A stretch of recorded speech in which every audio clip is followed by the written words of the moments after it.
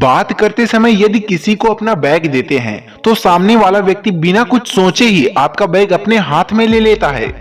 यदि कोई व्यक्ति आपके सामने किसी की चुगली करता है तो समझ जाएं कि वह कहीं और भी आपकी चुगली अवश्य करता है। जिन व्यक्तियों में आत्मविश्वास की कमी होती है वे दूसरों की कमियां निकालने में माहिर होते हैं। जब लोग ग्रुप में बैठकर किसी का मजाक उड़ा रहे हों तब वे उस इंसान की ओर ज्यादा देखते हैं जिन्हें वे अपने दिल के करीब मानते हैं। अपनी बातों की तरफ लोगों का ध्यान खींचने का सबसे अच्छा तरीका यह है कि अपनी बात की शुरुआत कुछ इस तरह से की जाए।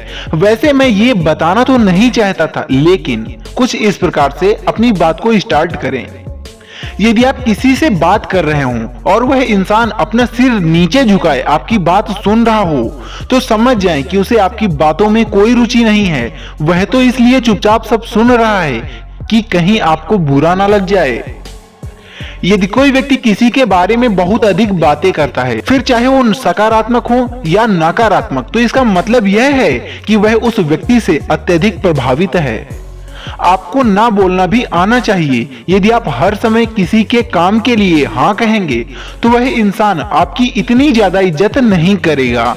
लोग उनकी अधिक इज्जत करते हैं जिनकी कुछ सीमाएं होती हैं। यदि किसी व्यक्ति को कोई काम करने से मना किया जाए तो वो व्यक्ति सबसे पहले उसी काम को करने के बारे में जरूर सोचता है। माफी मांगने का मतलब यह कतई नहीं है कि आप गलत हैं और दूसरा सही। इसका मतलब यह है कि आपको अपनी ईगो से ज्यादा सामने वाले व्यक्ति से संबंध की परवाह है। कई बार कोई व्यक्ति किसी बात का जवाब इसलिए भी नहीं देते हैं क्योंकि उन्हें लगता है कि सामने वाला व्यक्ति उसे समझने के लायक नहीं है। भीड़ में अपनी जेब में हाथ डाल लेने वाला व्यक्ति शर्मीले स्वभाव का होता है। यदि कोई समय निकालकर आपका काम करने में मदद कर रहा है तो उसे जल्दी जल्दी करो कभी ना कहें। जो व्यक्ति जितना होशियार होता है वह उतनी ही तेजी से सोचता है और उसकी लिखावट उतनी ही बेढंगी होती है।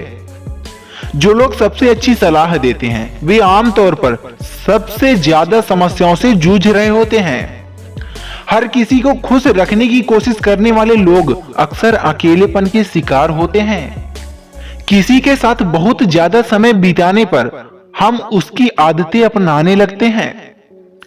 जिन लोगों में अपराध भावना गिल्टी बहुत ज्यादा होती है वे दूसरे लोगों के विचारों और भावनाओं को ज्यादा बेहतर तरीके से समझते हैं।